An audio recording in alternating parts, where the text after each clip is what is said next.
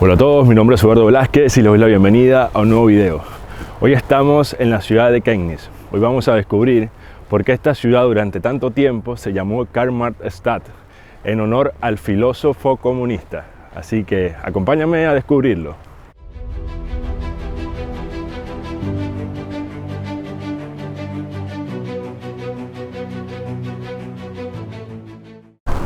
Para poder entender el pasado o la historia de Chemnitz, tendríamos que remontarnos a los finales de la Segunda Guerra Mundial, cuando esta ciudad fue atacada y prácticamente destruida en casi su totalidad. Luego, terminada la guerra, las potencias ganadoras se repartieron lo que era el territorio de Alemania, y en este caso el territorio de Chemnitz, que vendría a ser en su totalidad el estado de Sajonia, terminó en manos de los soviéticos, quienes luego establecieron un gobierno, y al final esto se convirtió en lo que es o lo que era la República Democrática de Alemania, un gobierno completamente comunista y que seguía en muchas de sus órdenes las directrices de la madre Rusia o de la que en ese tiempo era la Unión Soviética. Así que, entendiendo que Chemnitz estaba en el lado soviético, uno puede empezar a comprender su arquitectura, el por qué sus avenidas son tan grandes, ese parecido que tiene con lo que era la arquitectura soviética de la época.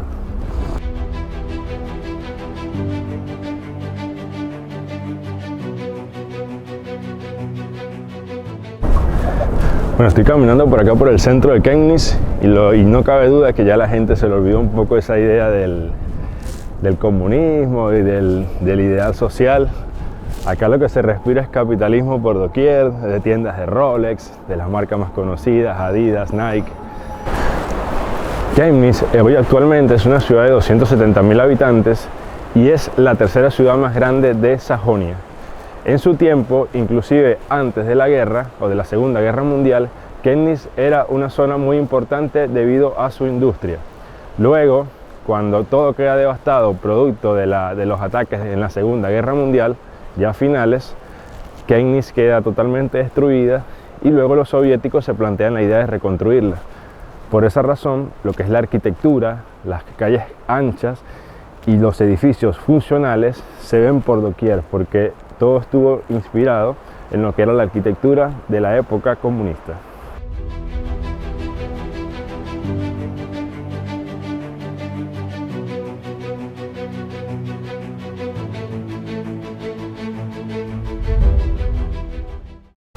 Luego, como ocurrió en muchos otros lugares que pertenecían a la que en ese entonces era la República Democrática de Alemania, con la caída del muro de Berlín, muchos de estos sitios quedaron como pueblos fantasmas, es decir, la gente empezó a irse a Occidente. Estos eran lugares que por estar bajo el yugo comunista estuvieron muy atrasados, y cuando cae el muro y se ven en la necesidad de empezar a vivir en un mundo libre, con libre mercado, con ideas capitalistas, se encuentran que están muy atrasados en comparación con el resto de Alemania.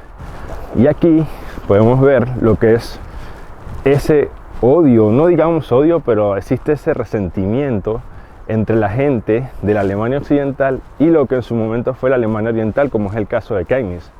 Ellos siempre dicen que la gente de Alemania occidental, por estar más avanzada, por ya estar en un sistema capitalista, venían luego de la caída del muro de Berlín y compraban toda la industria y todas las empresas que estaban aquí a precios de gallina flaca.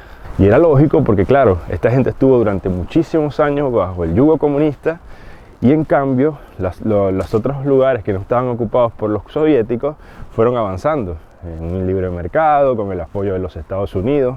Entonces era un mismo país, pero separado y con mundos y mentalidades completamente diferentes. Así que de alguna forma, cuando cae el muro, esta gente siente que de alguna manera les fue arrebatado el lugar donde vivían. De repente aparecían empresas que ellos no conocían, de repente los puestos de trabajo habían desaparecido, y muchísima gente, debido al desempleo o a la situación precaria en que se encontraba esta parte de Alemania, decidieron irse a Alemania occidental, es decir, abandonaron lo que era el este. En el caso de Chemnitz, es una ciudad que ahora está reviviendo, hay muchas industrias otra vez, ahí intentan de alguna manera recuperarla. Pero se puede decir, por lo que veo en las calles y lo que veo en la gente, que va por buen camino. Ves que se respira capitalismo por todas partes, ves que hay tiendas, hay empresas, ves todo lo que puedes ver en un país con un libre mercado. Recuerden también que en estos lugares las fábricas dominaban el paisaje. Es decir, recuerden que estamos en el comunismo y que estamos en una época donde ser parte del proletariado es un orgullo. Así que no era nada extraño que en cualquier parte hubiera una fábrica o que la gente se sintiera muy orgullosa de trabajar en una fábrica toda su vida. Era un pensamiento diferente. La gente solía tener una conexión impresionante con la empresa y la empresa seguía en pie a pesar de que pudiese ser una empresa que no estaba dando beneficios. El Estado siempre se encargaba de mantenerlas a flote. Pero luego, con la caída del muro de Berlín, salieron a relucir cómo el régimen comunista maquillaba las cifras y creaba empleos de la nada, empleos que no eran funcionales, empleos que realmente no eran necesarios. Entonces, cuando cae el muro, se ve la profundidad de la crisis que ya sufría la República Democrática de Alemania, inclusive antes de caer. Es decir, se cae la mentira. También hay que tener en cuenta que para esta gente abrirse les fue un poco más complicado, porque a diferencia de la gente que estaba en Occidente, donde eran libres, donde podían escuchar la música que querían, donde podían viajar, donde podían hacer todo lo que querían, acá era muy diferente. Acá esta gente estaba encerrada y los únicos lugares a donde podían viajar eran a países comunistas. Del resto lo tenían totalmente prohibido. Igualmente tenían en su espalda lo que era la Stasi, la policía secreta, que se encargaba de controlar todo. Es decir, escuchaban lo que decías, tenían un vigilante en cada esquina intentando saber lo que piensas, lo que dices. Todo se enfocaba en intentar que nadie hablara mal del gobierno y evitar que se pudiera formar un colectivo que pudiera hacer peligrar los cimientos de la República Democrática de Alemania, es decir, del comunismo más puro y duro. Imagínense que tengan un tipo en cada esquina vigilando todo lo que dicen. Imagínense que tengan un amigo, un vecino o un hermano o inclusive un familiar y tú no sepas si puedes hablar con él o no de política, y que no sepas si inclusive tu padre o tu madre pueden ser los que inclusive te envíen a la cárcel, los que te delaten con el sistema, con la policía secreta, y acabes en una prisión por hablar mal del gobierno. Bueno, esas cosas ocurrían acá en Chemnitz. Así que ahora los llevaré para que vean el ojo que todo lo ve. Se quedarán impactados cuando vean la estatua del personaje que aún tenemos acá a pesar de haber pasado los años. Es una de las pocas que están en pie hoy en día en los países occidentales.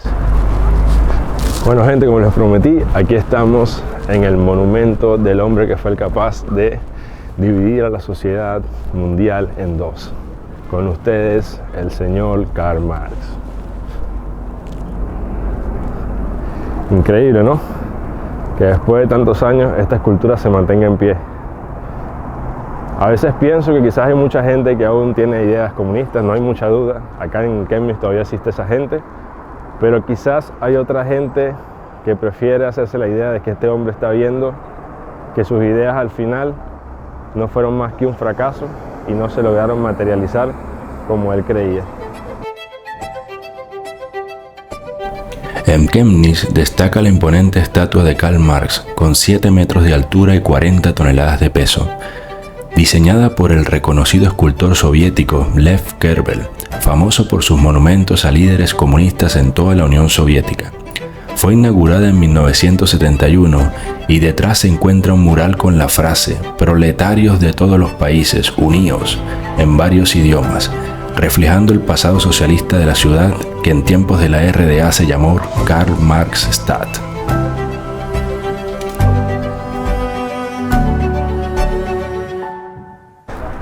Parece mentira que un hombre como Karl Marx, que nunca trabajó, que siempre lo mantuvo su amigo Engels para que pudiera escribir, hubiese hablado tanto de algo que nunca vivió. ser un empleado dependiente y ser parte de ese proletariado del que tanto hablaba en sus libros. Señor Marx es un claro ejemplo de alguien que escribe sobre lo que no vive. Sin embargo, a pesar de que Marx es una figura por la que yo siento bastante rechazo, y creo que cualquier persona que viene de un país donde el comunismo haya llegado sentirá cierto rechazo por este individuo. A pesar de eso, me parece impactante que una persona, solo un individuo, haya sido capaz de dividir al mundo en dos. Esto sencillamente se le aplaude, sean buenas o malas las ideas, logró algo que quizá ninguno de nosotros logrará alguna vez.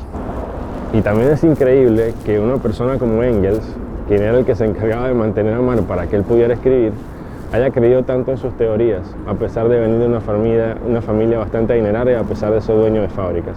Pero esta es la realidad, que Marx nunca fue parte del proletariado, solamente fue una persona que veía desde afuera. Tan es así que varios hijos de Marx murieron debido a las condiciones de pobreza en las que algún tiempo vivía. Este no era un tipo que iba a dejar sus ideas para irse a buscar un trabajo y ver cómo sacaba adelante a su familia, ni mucho menos. Así que más o menos es para que tengan una idea de quién estamos hablando. Lo que me estoy dando cuenta caminando por aquí al lado del monumento es que prácticamente está detrás de unas viviendas, detrás de edificios, viven personas. ¿Qué dicen ustedes? ¿Les gustaría vivir con los ojos de mar mirándolos todos los días? ¿O les gustaría abrir la ventana y lo primero que ven es la estatua del señor Marx? Bueno, supongo que mucha gente que ama el comunismo sería feliz viviendo en un edificio como este. Lo cierto es que yo no. Esta estatua fue construida alrededor del año 70, pero recuerden que el estado se llamaba por mucho tiempo Karl-Marx-Stadt. Luego, cuando cae el muro de Berlín, hicieron un referéndum y fue cuando volvió a su nombre anterior, que es Chemnitz, y como se llama hoy en día. Pero imagínense lo duro que es el comunismo, que son capaces inclusive de cambiar el nombre de una ciudad, inclusive cambiar el himno nacional, cambiar la bandera. Son capaces de ir a por todo con tal de establecer estas ideas. Así que imagínense lo peligroso que es el comunismo. Y eso ya lo estamos viendo en muchos países de Latinoamérica, donde hemos empezado a confiar en estas ideas, a creer en estas cosas, y mira cómo hemos terminado.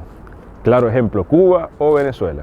No sé qué piensan ustedes, pero parece mentira que después de tantos años la estatua del señor Marx repose allí donde está y que a sus ojos estén mirando hacia lo que es el capitalismo más puro y duro. Que esté ahí tiendas de roles donde un reloj puede costar 30, 40 mil euros, Nike, Adidas, Decathlon. El capitalismo en su máximo esplendor, en lo que alguna vez fue uno de los lugares más icónicos de la República Democrática de Alemania y símbolo claro del comunismo. Tan es así que durante más de 40 años se llamó Karl-Marx-Stadt, en honor al gran filósofo.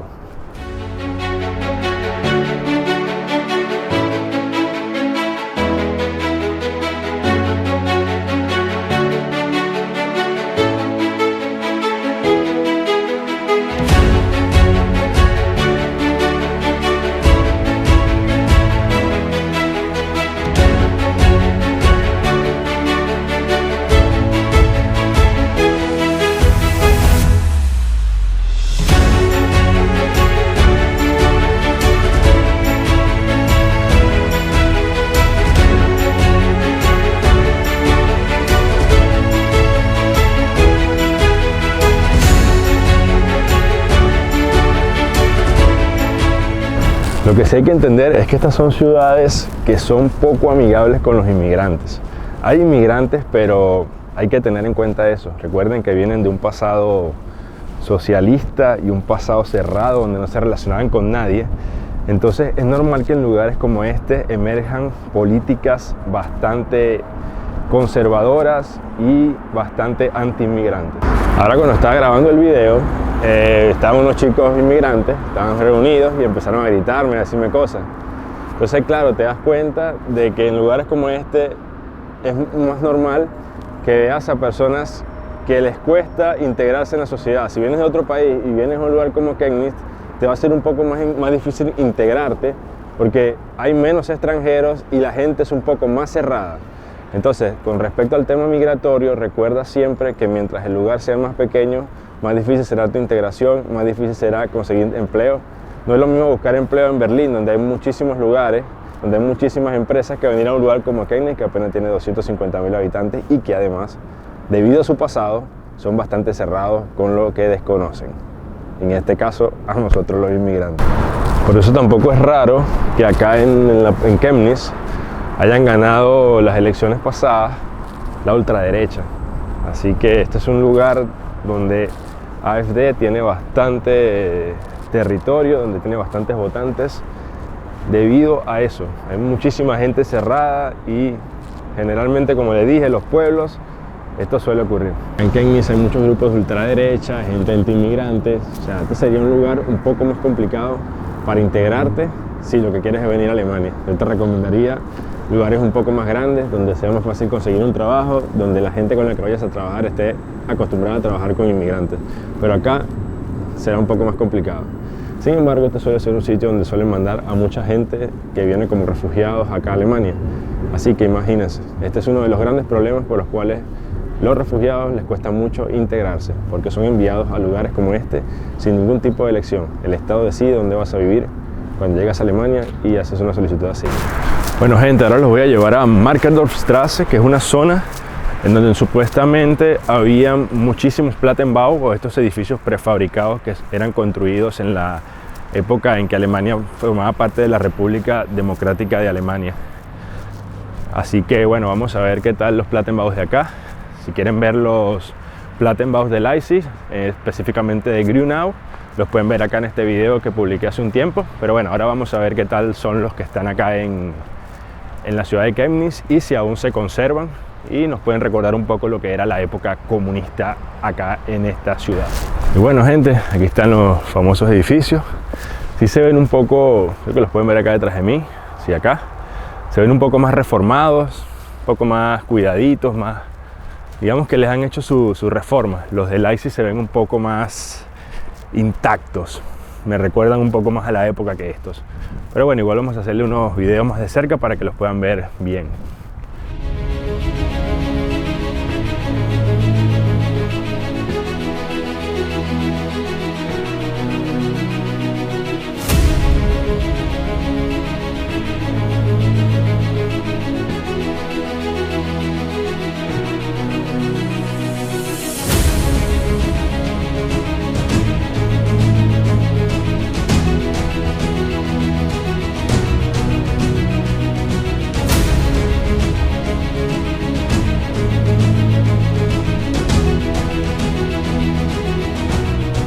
Bueno, gente, ya pudimos comprobar que acá también en Chemnitz están los Plattenbau, esos edificios prefabricados que eran hechos en la República Democrática de Alemania para sustituir con rapidez lo que era la escasez de vivienda.